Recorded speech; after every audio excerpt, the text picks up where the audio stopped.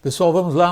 Espero que seja um breve comentário, embora o assunto seja complexo, de uma notícia importante desta segunda-feira, dia 18 de novembro. O presidente do Supremo Tribunal Federal, o ministro Dias Toffoli, ele voltou atrás e anulou, nesta segunda-feira, a notícia de hoje, uma decisão dele mesmo que determinava que o Banco Central encaminhasse a ele, Toffoli, cópias de todos os relatórios de inteligência financeira produzidos nos últimos 3 anos pelo COAF, o antigo COAF, agora foi rebatizado, chama, deixa eu pegar o nome certinho, Unidade de Inteligência Financeira. É a mesma coisa. Vigia todas as movimentações financeiras que ocorrem dentro do sistema financeiro brasileiro e funciona o COAF, o IFE, até agora funcionou, como uma espécie de alarma. Bateu uma determinada movimentação, o alarme é soado e é automaticamente mandado a algumas autoridades. Daí para frente, se há investigação ou não, é uma outra questão.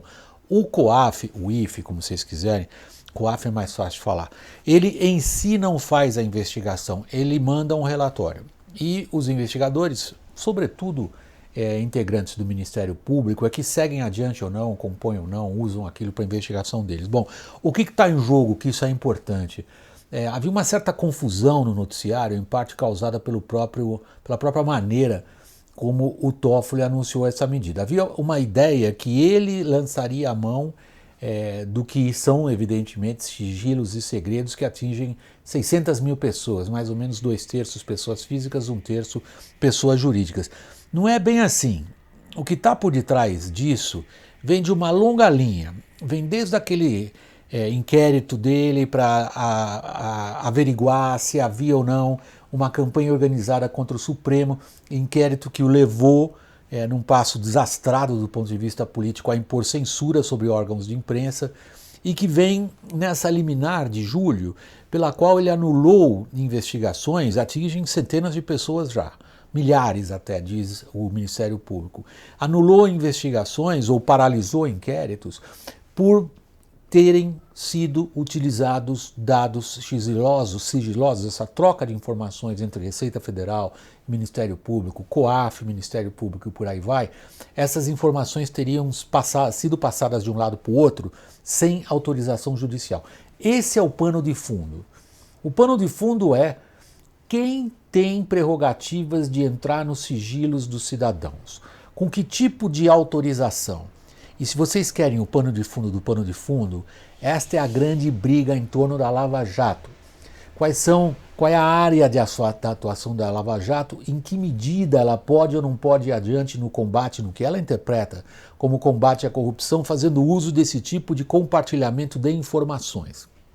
A situação política é altamente delicada. Delicada por 2 fatores principais. A Lava Jato argumenta que sem essa troca de informações, e nisso ela faz uso inclusive de declarações de promotores, investigadores de outros países, que sem essa troca de informações não há possibilidade de se combater, sobretudo os crimes de colarinho branco, lavagem de dinheiro, evasão de divisas, corrupção, utilização de fundos não declarados e por aí vai. Do ponto de vista do governo, há uma crítica severa a essa atuação, que é a que levou o senador Flávio Bolsonaro a pedir a paralisação do inquérito contra ele por estar sendo utilizado compartilhamento de informações sem autorização judicial. Evidentemente, vocês já perceberam, há 2 princípios aí em jogo. O princípio do combate à corrupção fazendo uso de informações sigilosas e o princípio da preservação do que aquilo que a Constituição garante, é o sigilo de informações que órgãos públicos coletam. Há mais um problema envolvido aí. Boa parte dos ministros do Supremo, essa boa parte acredita que as verdadeiras, digamos, os verdadeiros deslizes cometidos contra sigilos não foram feitos pelo Ministério Público e muito menos pelo pessoal que coleta as informações do COAF, agora essa unidade de inteligência financeira, e sim pela Receita Federal. Uma boa parte das disputas das nomeações de cargos na Receita Federal tem a ver exatamente com o controle político dessas informações. Então, o que a gente vê é uma articulação de uma parte do executivo, de uma parte do judiciário, vis-à-vis, enfrentando o que é a articulação de outros setores da administração pública, seja ele Ministério Público, seja a Receita Federal, pelo controle de informação.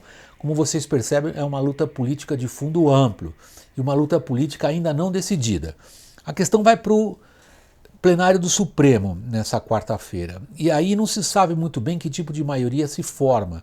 Há uma crítica internacional relevante contra essa liminar de julho do Dias Toffoli, feita pela OCDE, ao qual o Brasil quer acesso, quer fazer parte desse grupo das economias mais avançadas, dos países mais ricos, industrializados, que é a seguinte: o compartilhamento é considerado por investigadores internacionais como de fato essencial no avanço da luta contra a corrupção e contra o narcotráfico em escala internacional. Então aí a preocupação da OCDE bateu forte no Supremo, bateu forte no STF, porque prejudica fortemente a imagem internacional do Brasil a ideia de que a nossa Suprema Corte impeça, coloque obstáculos, torne, enfim, mais difícil, mais árduo o combate à corrupção, ao narcotráfico, a crimes internacionais, através da paralisação das investigações que trocam informações, os diversos órgãos entre si. Qual é a saída que o STF está tentando articular para isso? É manter o combate à corrupção ao mesmo tempo que se mantém a preservação do sigilo. É um delicado equilíbrio político e, como a gente vê, o STF está metido em todas as decisões de grande alcance político. Essa é apenas mais uma. Pessoal, muito obrigado. Até o próximo vídeo.